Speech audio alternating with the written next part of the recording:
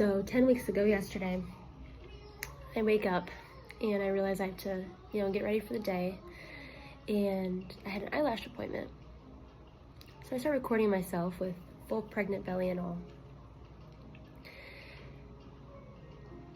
And I recorded like a 5-minute video because I had this feeling that I was going to be going into the hospital that day to give birth. And I haven't posted it because my belly's just hanging out. And I'm rambling, much like I probably will here.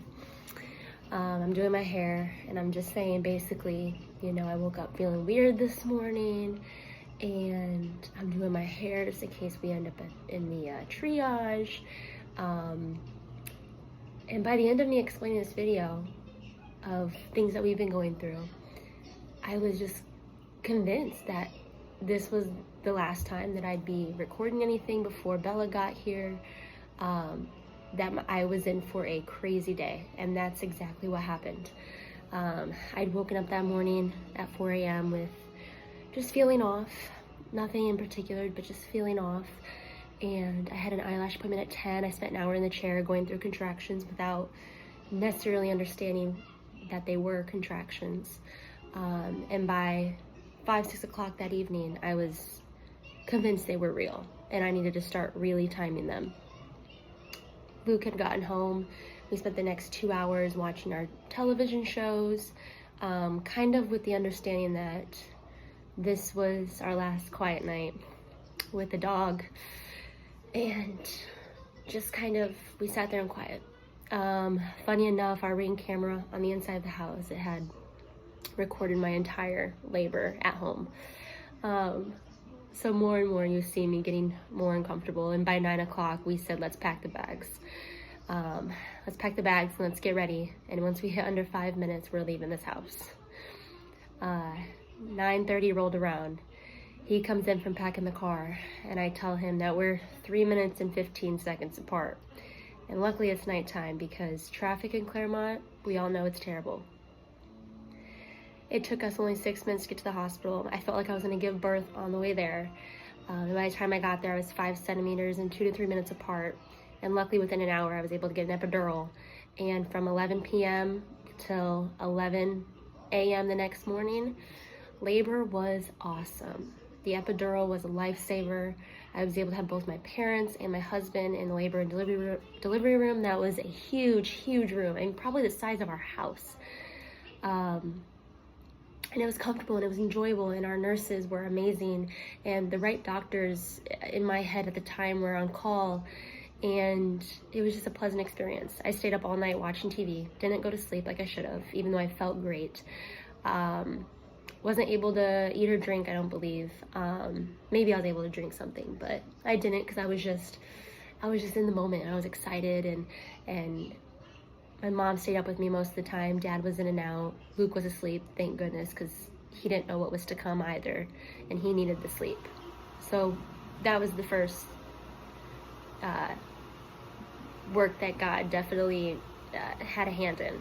He allowed Luke to breathe and settle down and get a good 6 hours of sleep. Going back, the reason why I think I was so excited in that moment was because the number one thing that was stressing me out for 3-4 weeks prior was being told that we weren't going to be able to get an epidural. And that's because I have a blood disorder that simply doesn't allow you to get one if your platelet count is too low, and mine was. So for 2 months, my doctor had me on steroids, which is an excessive amount of time for steroid use, but safe in pregnancy. It's not a terrible thing, especially when the hospital you're delivering at doesn't do platelet transfusions. And I was determined to deliver at South Lake. That was just something I wanted. I could have gone to Winnie, could have gotten a platelet transfusion, and things might have been a lot different. It would have been a lot different. But I still don't regret the decision of going to South Lake.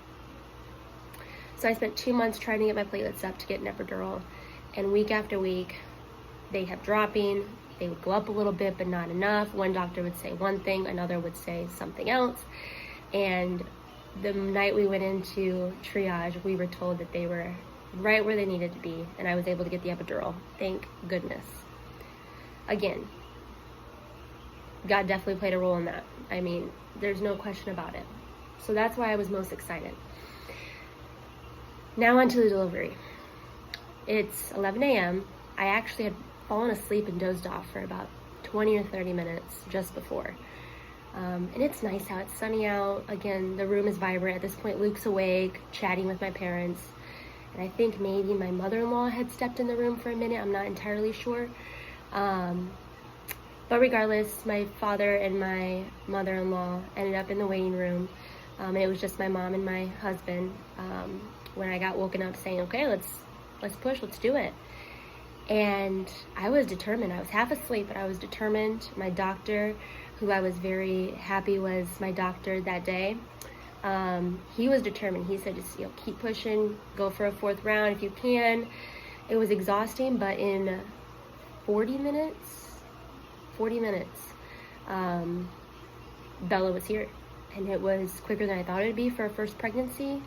It was easier than I thought it would be, funny enough. And I felt nothing. It was exhaustion, but there was no pain with the epidural, which made me just on next level high. I was like, I want to do this over and over again while I'm trying to push her out. The moment she comes out, there was a gasp and a silence for that split second from the doctors and the nurses. And I think that feeling of her actually coming out, I think I knew it too. I didn't know what to expect, but in that moment it was just like, okay, nothing hurts, but something doesn't feel right. In a couple seconds, they placed her on my chest.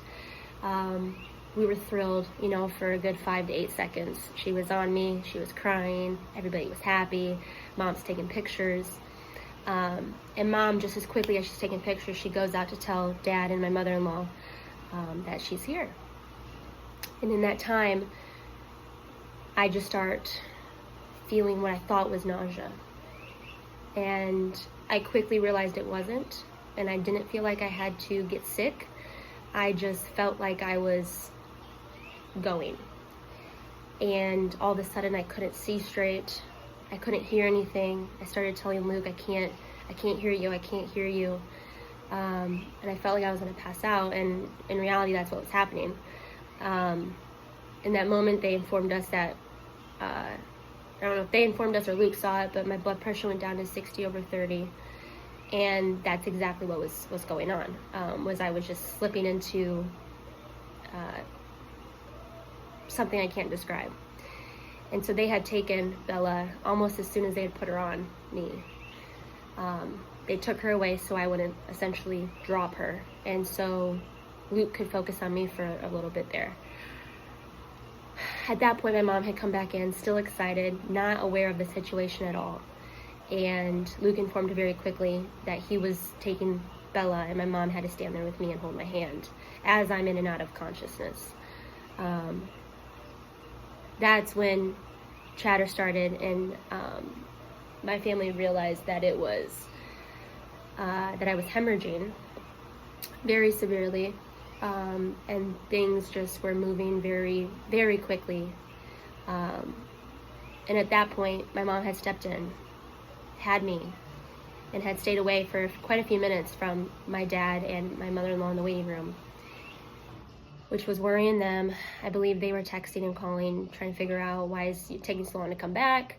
And in that few minutes, they had heard over the PA system that they were calling a code blue, and that code blue was for me, which meant at least the whole hospital floor was coming to our room and taking care of the situation.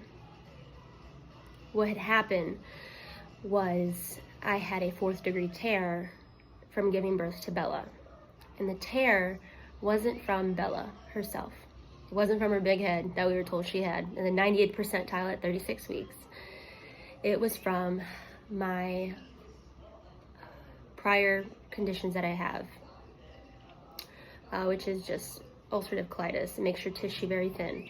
Mine was never that thin to begin with in my body, but the continued steroid use for 2.5 months prior to, also makes your tissue very thin. So you add those two factors and you've got a potential disaster waiting for you. So I had 4th degree tears, the most severe tears you can have.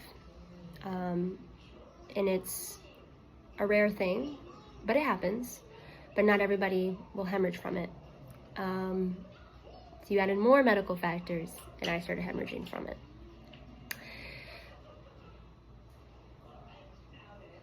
Another aspect that was huge, and I was in that moment like just in awe, even though I was in and out, was the doctor we had on call. I had a phone call, so this is a part 2 video, I guess. So the other aspect of it was the doctor on call that day. He had done did a lot of deliveries and practiced a lot of deliveries a couple decades ago when forceps deliveries were a huge thing, which resulted in a lot of 3rd and 4th degree tears, which again is a rare thing that we see today. You might see like an episiotomy or something like that where they intentionally like cut you, but they don't use forceps unless there's like a dire emergency, the baby can't get out, whatever it might be.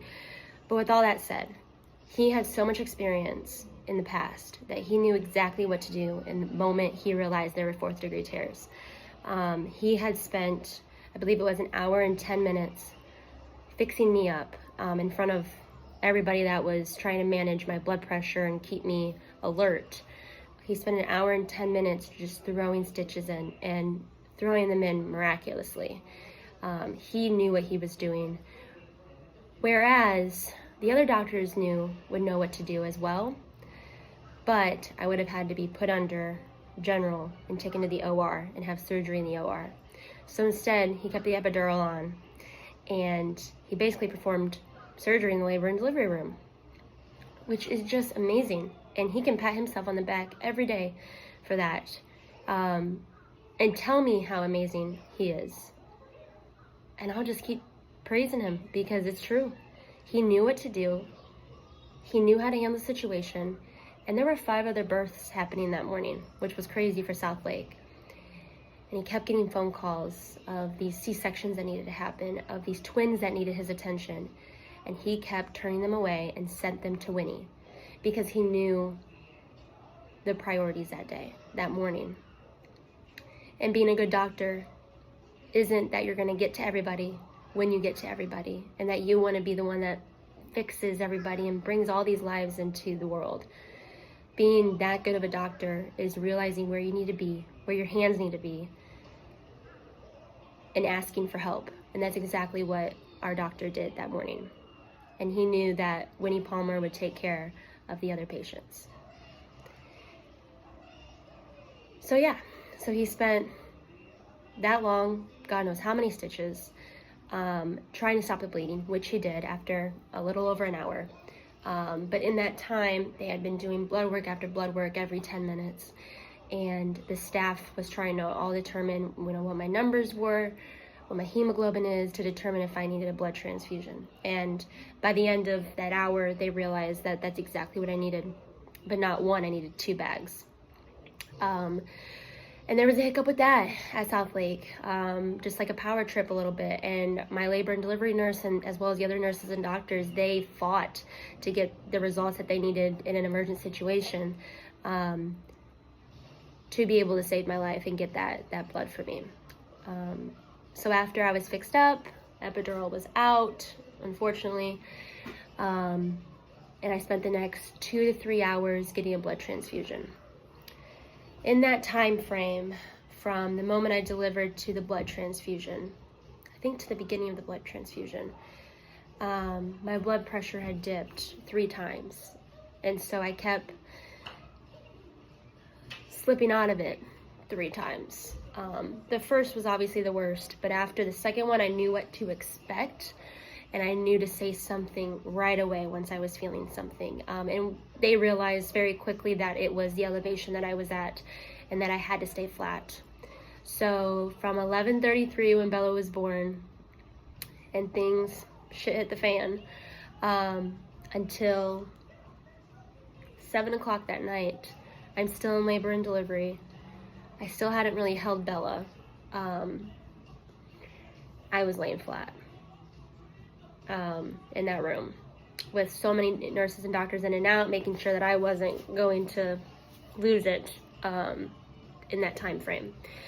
Finally, around 7, 8 o'clock at night, I get transferred up to the mother and baby suite, at this point in a different, more comfortable bed, and I got to finally snuggle my baby girl. And, you know, I didn't get that golden hour with her.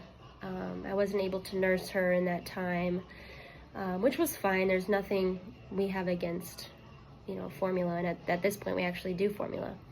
But that day it was kind of hard to swallow it initially. So we get up to the mother and baby suite, and I spend the next maybe 2 or 3 hours just kind of out of it, laying flat, kind of going over everything what to expect that night, our first night there, basically pain level wise, some other things that I was hooked up to, and then what to expect with baby. And what was amazing was the nurses and the lactation consultants and the doctors, they were all there for me and my daughter, but they were really there for my husband, and they knew what was to come in the days that followed and what he needed to know and how he needed to care for our daughter when I couldn't. They were there 24/7. Any question we had, any extra hands we needed, they helped him and they helped me. It was 4 days after birth until I actually changed the diaper and fed my daughter. Yeah, so it was pretty amazing. The first night was absolutely terrible. Thank God for our night nurse that first night after birth. I truly thought in those hours, that first night, that I was going to die, as opposed to when I was actually dying in the labor and delivery room. So the reason I'm vocalizing all of this, even to this day, 10 weeks later, it's because it's something that's constantly being thought of. It's constantly on my mind, whether we're having such a good day or maybe a little rougher day. Because postpartum was hard. You know, obviously I'm still going through it, but the first 5 weeks were the hardest. I was completely out of it the first couple weeks. I decided 2 weeks in that I was not nursing anymore for my mental health, for so many reasons. And thank God for our support system and our family and our friends, because it was the hardest time in my life. And just in the last couple weeks has there been so much light and so much joy, especially for and with Bella, because she had gone through her own medical stuff during weeks 5 and 8, 5 and 6, 5 and 7. And we're just now in the right direction with her. And she laughs and she smiles and she loves life, and it makes me love life. But I think people share their stories and their birth stories, or their IVF stories, or their, you know, maybe they're not able to get pregnant and have kids, whatever it might be, or pregnancy loss. I realize now that they share those stories because it completely changed their outlook on everything. And maybe not right away. It definitely was not right away for me. I felt so much guilt right away. And I don't know where that guilt necessarily lays, where it lies, but there was also that feeling of the adrenaline that wasn't there, but it was that feeling that I was trying to get back in those moments where I felt like the world was slipping away. So maybe that's where the guilt is you're trying to chase that feeling of like life is almost gone. And it's not something you thought was going to happen in any world before you delivered your baby girl. I mean, I think it's just this amazing thing, this amazing feeling that I can't explain, and it's both a good and a bad feeling. But I think people share their stories, for one, to connect with other women when it comes to this, or men connecting with other men. When I shared kind of in lesser detail about what happened a good week after Bella was born, I realized that a friend, just more of an acquaintance friend, who I had been getting to know through pregnancy, because we were, pregnant at the same time. We had gone through nearly the exact same thing. Such a rare thing that occurred, but we went through the exact same thing with our kids being born a day apart. And now I feel like in her, I have this sort of forever friend and this connection with her that I will never have with anybody else in this moment. Maybe me sharing my story or her sharing her story will have a connection with someone years down the road. But right here, right now, while we're going through postpartum together, we are dealing with the exact same things and the exact same feelings that stem from the exact same experience, which was birth trauma to its core. The next worst thing that could happen is literally death from mother or baby. And praise God that didn't happen with either of our situations. So I think I realized this, that I came so close to not being here as a mother to Bella, or a wife to my husband, or a daughter and a sister to my family. I think my baby just woke up. You may get people that say, like, why do you sit in this, that experience? Why do you sit in it? Why do you think about it all the time? You should get past it. You should move past it, this and that. But the thing is, why does it consume you? Whatever it might be, you're damn right it consumes me. I mean, it has changed the path of my entire life. It actually has changed the path of my life with decisions I'm making now and the way I want to be, and also funks that I'm getting out of, and old habits, whatever those may be for individual people. But you're damn right I'm going to sit in it, because the worst thing that could happen to my family, my immediate family, the three of us now, has happened. There's something that could happen that's worse. But the life that we've been living, this is the worst thing. And God put us through that for a reason. There's a reason that I'm still here. There's a reason that Bella is on the track that she's on now. And there's a reason that my husband had to be this Mr. Mom for a couple weeks after Bella was born, and he thrived at it and learned so much and taught me so much. He had to teach me how to be a mom, which I never would have thought. And that was something amazing to see in my husband. But you're damn right. If you or anybody wants to ask, why do you sit in this? Or why do you post about it? Because of that single connection that I made when I initially did. And because now when I look for answers about how I'm feeling or experience that I went through, and I have to dig deep, but I find it, then you don't feel alone. And there is always somebody that has gone through worse. There's a family that is going through worse at this moment. And it makes you realize those things. So I pray that if my husband and I decide to have more kids, which initially, we wanted a big family, this may change some feelings. And it might for other women too, if they've gone through something similar. But I don't think that burying it aside just because our baby girl is here now and not acknowledging what it took to get her here and for me to be a mom to her, that's really downplaying and setting aside what God can truly do in our lives and give us in our life.